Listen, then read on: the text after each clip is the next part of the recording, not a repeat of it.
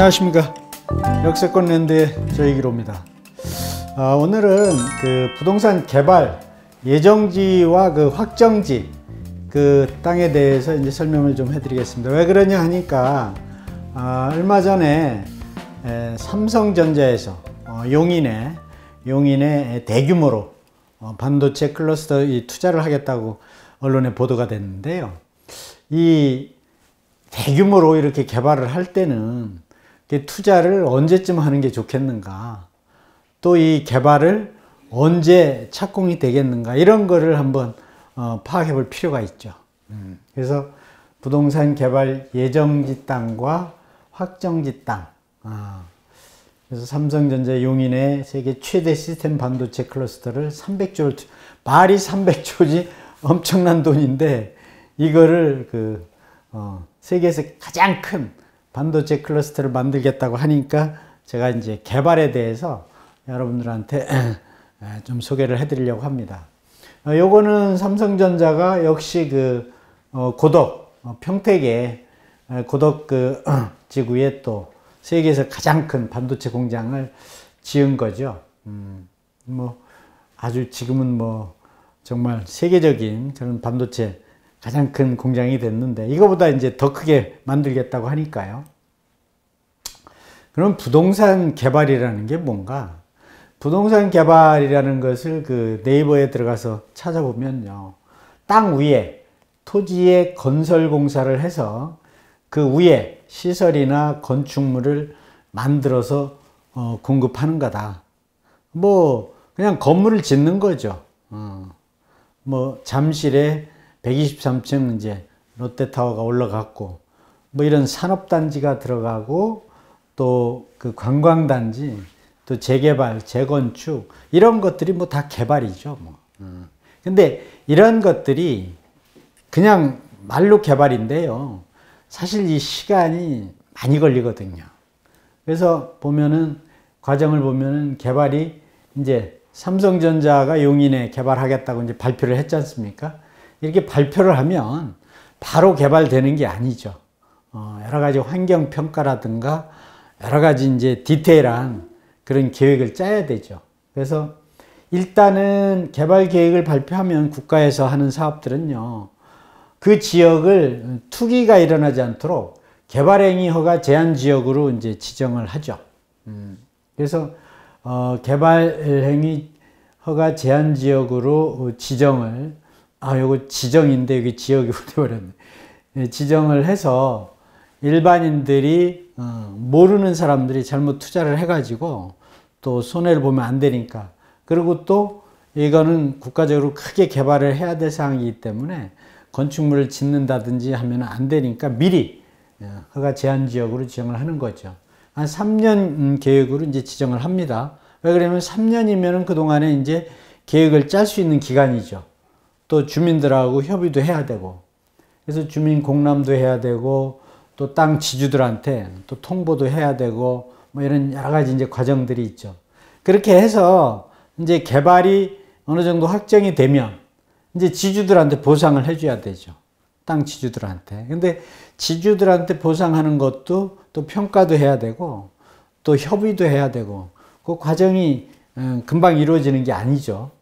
그 다음에 그런 과정을 거쳐서 이제 개발을 하겠다는 국토교통부에 이제 개발 사업 승인을 올려서 승인이 나야 이제 개발에 들어가는 거죠. 근데 그런 과정들이 보통 2년, 3년 걸리는 게 아니고 3년, 4년, 5년 이렇게 오래 걸리더라고요. 과거에 보니까.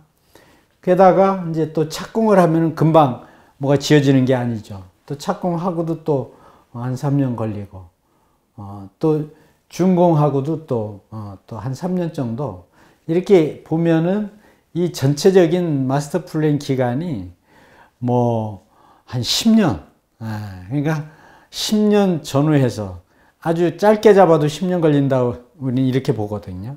그래서 특히나 이런 세계적인 거대한 개발 공사 같은 경우는 더 걸린다고 봐야 되겠죠. 그러면 투자하는 사람들은 지금 나라에서 이렇게 발표했다고 해서 바로 투자를 해야 되겠는가? 언론은 신문에 보도한 걸 보면 이제 바로 사람들이 몰렸다. 현지 부동산에 많이 지금 가격 알아보고 한다. 이렇게 보도가 나오는데 지금 그럴 때가 아니죠. 이게 보니까 2023년 3월 19일자 그 기사를 보니까 용인에 남사 그 IC도 하나 생겼죠.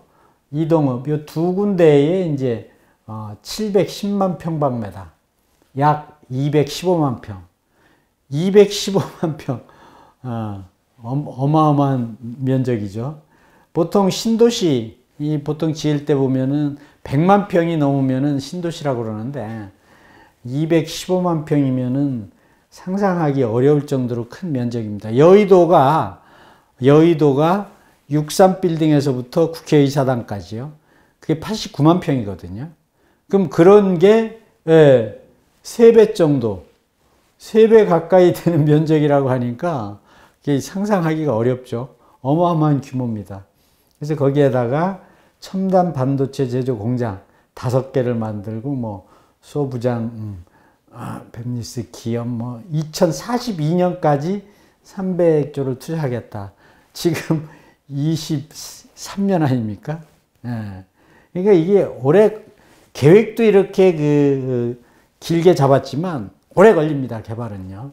그래서 그렇게 했을 때 이제 직원 채용이 한 160만 명 정도, 또 700조 원 정도가 생산 효과가 있다. 이런 자료가 이제 통상산업자원부에서 이렇게 언론에 보도를 한 거죠. 여하튼 이렇게 고용 창출을 하고 이 세계적인 그 반도체 경쟁에서 지지 않고 계속 이겨나가려면 투자를 반드시 해야 되죠. 근데 부동산에 투자하는 분들은 이러한 것을 큰 호재로 봐서 이쪽에 가서 투자를 해야 되겠다. 앞서도 말씀드렸지만 지금 벌써 현재 가가지고 중개업소에 가서 땅 없느냐 물어보고 한다고 이러는데, 이렇게 장기간 대규모 투자를 하는 것은 섣불리 미리 보도 발표가 났다고 해서 미리 가서 투자할 거는 아니지 않나, 그런 측면에서 제가 말씀드리는 거고요. 그 이제 보통 투기를 좋아하는 사람들이 이제 많이 한다고 봐야 되겠죠. 미리 가서 사가지고 또 중간에 이제 팔고 투기 행위를 한다고 봐야 되겠죠, 일단. 근데 이 투자라는 거는 투기하고 구분을 해서 해야 되죠. 투기를 딱 부러지게 이야기하기가 쉽지가 않은데, 단타로 짧은 기간에 샀다 파는 걸 보통 투기라고 하면 됩니다. 이제 이론적으로 보면 1년 이내에 사고 파는 걸 보통 투기라고 그러는데, 보통 부동산 투자라는 게 장기 투자가 대부분인데 1년 안에 사고 팔아 돈을 벌었다, 그게 쉽지가 않습니다. 그래서 보통 암만 이론적으로 해도 1년 이상 투자가 돼야 되는데, 보통 이렇게 개발하는 프로젝트는 아까도 나왔습니다만 42년까지 개발한다고 하니까 지금 서두를 이유가 전혀 없죠. 그래서 개발은 예정지역이 있고 확정지역이 있는데, 지금 아직까지는 발표만 했기 때문에 개발 예정이라고 합니다. 개발 예정. 개발 계획 발표, 또 개발행위 허가 제한지역 지정, 또 주민 공람, 또 보상 절차, 사업 승인, 이런 것들이 다 이제 예정 사항인데, 보통 이렇게 예정됐을 때 가서 투자를 하려고 성급하게 이제 나서시는 분들이 많죠. 그래서 그렇게 하지 마시라고 제가 영상을 찍는 겁니다. 그러면 개발 예정 기간이 완전히 사업 승인을 받아서 이제 개발이 확정이 되면, 확정되는 과정 중에 첫 번째로 중요한 게 예비 타당성 조사죠. 그러니까 여기를 개발해서 과연 경제적인 어떤 수익성이 있겠는가, 이런 거를 이제 기획재정부에서 조사를 하죠. 국가에서 하는 사업도 그렇겠습니다만은, 국가에서 하는 사업이 아니고 민간에서 사업을 한다 하더라도, 민간에서 할 때는 이제 더 섬세하게 하겠죠. 사업 주체가 삼성이든 현대든 LG든 어느 기업에서 개발을 하든지 타당성 조사를 반드시 해야 되죠. 근데 국가에서 할 때는 타당성 조사가 통과되면 이때부터는 투자해도 된다고 봐야 되죠. 왜 그러냐면은 기획재정부에서 타당성 조사를 했다라는 건, 통과를 했다라는 거는 사업성이 있다. 이건 국가적으로 할 필요가 있기 때문에, 사업성도 경제성도 있기 때문에 기획재정부에서 타당성 조사가 통과됐으면 이거는 변경되지 않고 그대로 사업이 진행된다고 봐야 되거든요. 그래서 가장 빠른 투자는 타당성 조사가 통과됐을 때다. 이렇게 보는 게 맞죠. 그 다음에 타당성 조사가 통과되면 여러 가지 검토 과정을 거쳐서 개발사업 승인을 받아야 되죠. 개발사업 승인을 받는다는 것은 그 프로젝트가 완전히 이제 개발해서 공사를 해도 좋다. 그런 그 승인이거든요. 그래서 사업 승인이 났을 때 투자하는 거는 뭐 이건 100% 확실한 거죠. 그런데 조금 앞서서 투자한다고 하면 예비 타당성 조사가 통과될 때 투자하시면 된다. 예타가 통과되더라도요, 또 개발 사업 승인이 된다 하더라도 금방 개발되는 게 아니고 또 개발하는, 공사하는 기간이 있지 않습니까? 특히 이 철도, 전철 공사 같은 거 하는 거 보면 보통 5년, 6년 이렇게 걸리거든요. 평균적으로. 짧게 잡아도 5년이죠. 그래서 요즘은 한 6년 정도 걸린다라고 이렇게 이야기를 하는데, 그러면 일반 사업 같은 경우는 그 이상 걸린다고 봐야 되지 않겠습니까? 근데 그 이전에 지금 발표만 했는데 지금 가서 투자한다는 거는 정상적으로 보면 이제 10년 후에나 어떤 개발이 돼서 어떤 수익성을 볼 수가 있는데, 물론 중간에 개발하는 과정에도 가격이 올라가고 시세가 올라갈 수도 있습니다만은 실질적으로 제대로 된 수익을 맛을 보려면 개발이 어느 정도 종료가 돼야 제대로 된 수익을 볼 수 있는 거 아니겠습니까? 그래서 개발이 예정되는 시기에는 투자하는 게 아니고 개발이 확정이 됐을 때 투자를 하셔라. 저는 이제 그런 말씀을 해드리는 거고요. 그래서 투자 시기는 예타 이후에 착공됐을 때 하셔라. 제가 말씀드린 거, 예타 통과되고 사업 착공 또 준공되기 전까지 투자하면은 손실이나 어떤 기다리는 기간이 짧아진다.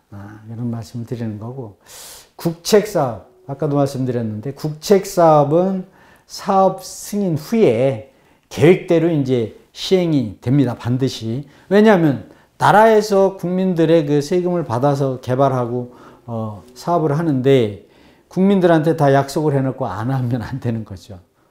근데 민간 기업에서 이제 개발을 하겠다 이렇게 발표하고 또 허가도 받고 했는 경우에는요, 이 변경 가능성이 변경이 될 수가 있어요.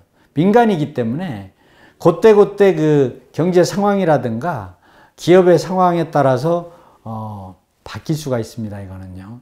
물론 대기업, 큰 기업일수록 그런 가능성은 없는데, 큰 기업도 요즘같이 불투명한 이 글로벌 경제 환경 속에서는 뭐 아주 의욕적으로 사업을 추진하다가 갑자기 변경될 수가 있지 않겠습니까? 갑자기 뭐 러시아 뭐 이런 전쟁이 터진다든가, 아니면은 요즘 같은 경우는 실리콘뱅크 은행 뭐 파산을 한다. 이게 뭐 우리가 상상할 수 없는 일들이 막 벌어지니까요. 뭐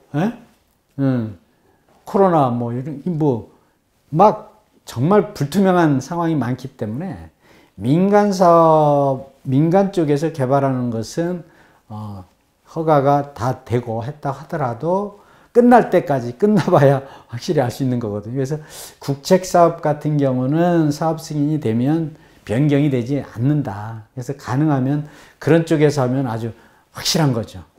그래서 그렇게 보시면 되고. 그래서 부동산 이제 그 투자 원칙, 그러니까 사실 뭐 복잡하게 디테일하게 들어가면은 투자하기가 쉽지가 않은데요. 큰 이런 테마만 알고 있으면은 뭐 그렇게 어렵지 않죠. 부동산 투자에서 첫 번째로 우리가 생각해야 되는 거는 역세권, 여기 들어가는 지역에 투자를 해야 되는 거거든요. 그러니까 대규모로 개발하는 지역치고 여기 안 들어가는 데가 없습니다. 근데 여기 들어있지 않다. 여기서 좀 많이 떨어져 있다. 1km 이상 이렇게 떨어져 있다. 그러면 뭐 그것도 간접 역세권에 해당이 되는데요. 가능하면은 내가 투자하는 지역에 중심에 새로운 역이 하나 들어가면 뭐 GTX가 들어간다든가 또 새로운 역이 들어가게 되면은 그 주변은 반드시 가격이 올라가죠. 그 역만 들어가는 게 아니거든요. 신설 역이 들어가면 그 주변이 개발이 되거든요. 여기 들어가서 수익이 한번 창출이 되고 주변에 개발이 돼서 또 한번 창출이 되고 계속해서 가격이 올라가는 게 신설 역세권 투자입니다. 그래서 역을 끼지 않고 아파트를 산다든가 역하고 많이 떨어져 있는 부동산을 건물을 이렇게 산다는 거는 좀 제고해야 될 필요가 있다. 투자 원칙의 첫 번째가 역세권 투자니까요. 역을 끼고 있어야 되니까. 뭐 역이 2개 있으면 더 좋죠. 환승되는 역이. 3개 있으면 더 좋고. 근데 기존에 역이 있는데 하나가 신설로 또 개발이 돼서 붙어온다. 그거 엄청 좋은 거죠. 강남역 같은 경우가 2호선만 있었는데 신분당선이 하나 더 붙었지 않습니까? 그러니까 또 주변 가격이 또 많이 올라갔죠. 그 이후에도. 그래서 신설, 역세권. 신설이 아니든 신설이든 신설이 가장 좋고 신설이 없으면 기존 역이라도 있어야 됩니다. 그래서 역세권 투자의 원칙이 제1의 원칙이다. 어떤 부동산이든지 마찬가지입니다. 두 번째가 원금이 소실되지 않고 원금이 보장되는 곳에 투자가 해야 되겠다. 그 이야기는 뭐냐면은 내가 투자한 부동산 주변이 개발이 돼야 되는 겁니다. 개발이 되지 않으면 원금이 보장이 된다 하더라도 수익이 크지 않죠. 그래서 내가 신설 역세권을 사면 주변은 무조건 개발이 되기 때문에 원금은 당연히 보장이 되는 거죠. 그 다음에 같은 돈이라도 분산해서 투자하셔라. 보통 그 주식 같은 경우도 투자할 때 한 군데에 올인하시는 분들이 있죠. 왜냐하면 그게 올라가는 게 눈에 이제 보인다는 거죠. 근데 아까도 말씀드렸습니다만은 이 미래가 경제가 이 글로벌 경제가 어떻게 될지 모르기 때문에 결국 분산 투자라는 거는 미래에 불투명 예상할 수 없는 부분이 되더라도 손실을 보지 않아야 되기 때문에 하는 거거든요. 그래서 똑같은 돈이라도 분산하셔라. 안 하시는 분들이 있어요. 다 알면서도. 그거 뭐 할 수 없는데. 그래서 1억을 투자해도 3천 투자한다든가 5억을 투자했을 때도 여러 나눠가지고 이게 아주 투자의 기본이죠. 손해볼 일이 없죠. 이렇게 하면은. 손해는 본 다음에 후회해봐야 안 되니까. 그 다음에 여유자금 투자. 여유자금으로 투자를 해야 되는데 투자라는 게 뭐 학교 공납금 낼 돈 또 세금 낼 거 또 이 생활하는 거 다 빼고 여유자금으로 해야 되는데 뭐 대출을 받아가지고 한다든가 뭐 이렇게 하면 안 되죠. 근데 지렛대라고 그래가지고 대출을 조금은 또 받게 되죠. 아무래도 투자하려면. 여유자금 만들 때까지 기다리다 보면은 부동산 가격이 또 계속 올라가니까요. 그래서 대출은 받되 내가 이자를 부담할 수 있는 금액 내에서 받으셔라. 근데 보통 요새 이 신세대들, MZ세대들 보면은 완전히 대출을 그냥 7, 80% 이상 이렇게 받아서 투자하는 경우는 굉장히 위험한 거죠. 요즘 미리 대출을 많이 받아서 아파트를 산 젊은 친구들 보면은 요즘 이자 내느라고 굉장히 잠을 못 잔다는 이야기를 많이 듣는데 내가 이자를 충분히 낼 수 있는 범주 내에서는 대출을 받아서도 투자가 좋다. 중요한 거고요. 그 다음에 이렇게 해서 이제 투자를 했는데 내가 생각했던 것보다 가격이 안 올라갈 때가 있죠. 그런데 이 세상 경제가 안 올라갈 수 있는 게 없습니다. 왜냐하면 요즘 인플레 때문에 미국에서도 금리 자꾸 올리고 우리나라도 올리고 이러는데, 인플레라는 건 뭡니까? 가격이 올라가는 건데, 어느 나라든지 전 세계적으로 이 가격이 떨어지는 경우가 별로 없어요. 계속 올라갑니다, 가격이. 가격이 올라가는 게 세상의 이 지구 경제인데, 매년 가격이 3% 5%는 올라가거든요.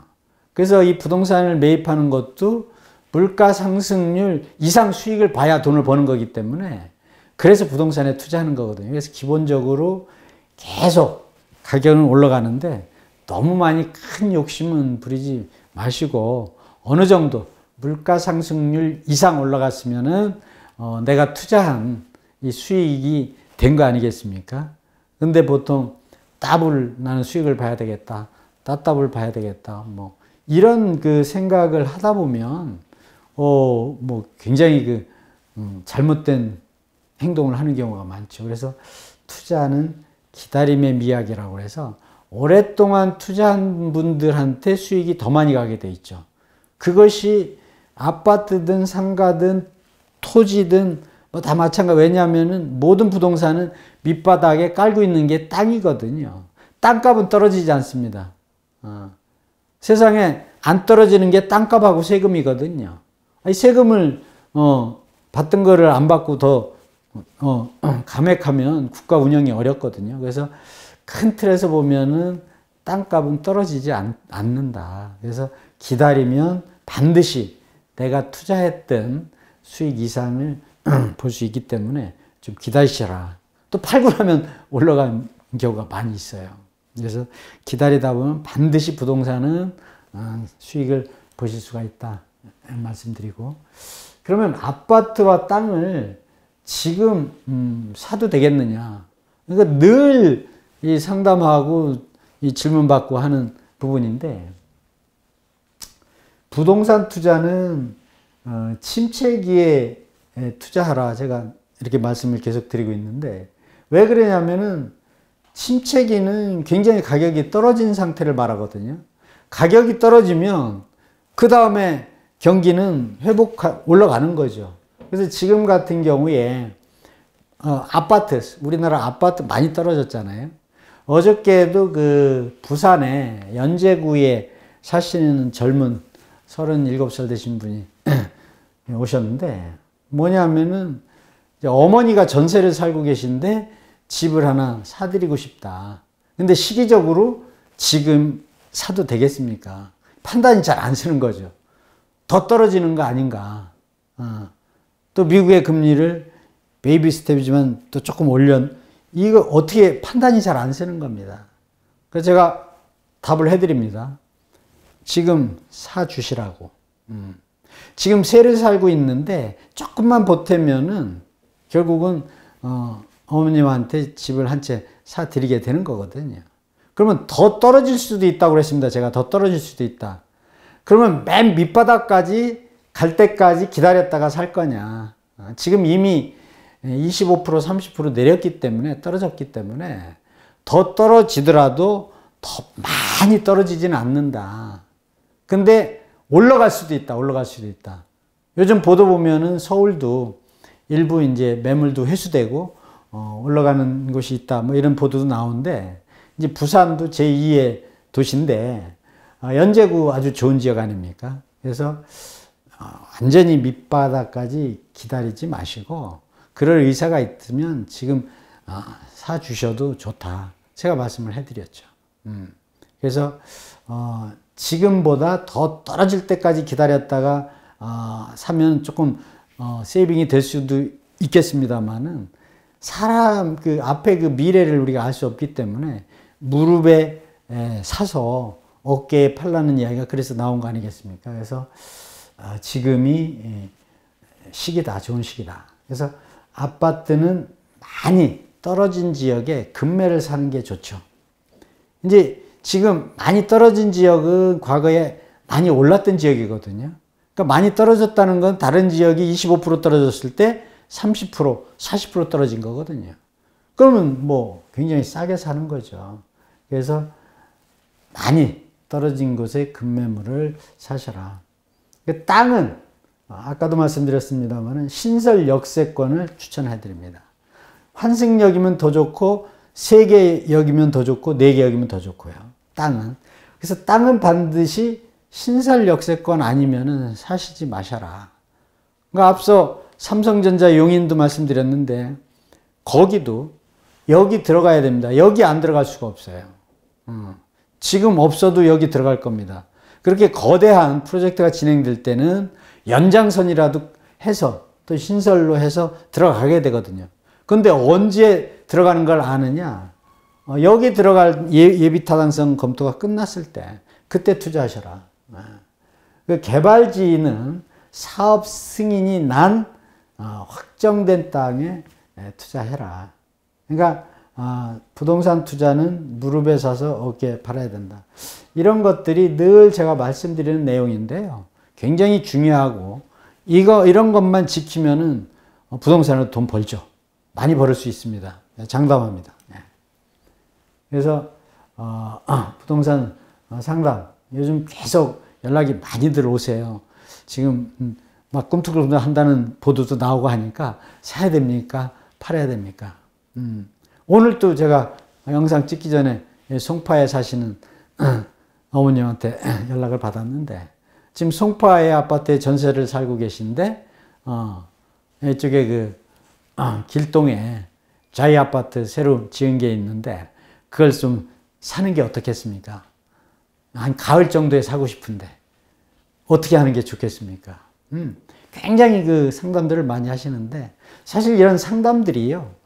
직접 오셔서 얼굴 보고 하면은 더 서로 간에 깊이 있는 대화를 할 수 있지 않겠습니까? 그냥 보통 전화하시는 분들도 많은데 아니 뭐 그것도 뭐 괜찮고요. 그러나 자산은 부동산 투자는 금액이 크기 때문에 전화보다는 직접 오셔서 하시면 전화도 무료고 직접 오셔도 무료거든요. 하시면은 더 신뢰할 수가 있죠. 제가 영상을 찍은 사람인데 저하고 직접 얼굴도 확인하고 그렇게 하다 보면은 여러분들한테 굉장히 큰 도움이 될 수가 있습니다. 그래서 상담을 많이 좀 활용을 하시라고 말씀을 해드리고요. 일단 오늘 여기까지 하고 잘 들으셨으면 구독, 좋아요 부탁드립니다. 이상.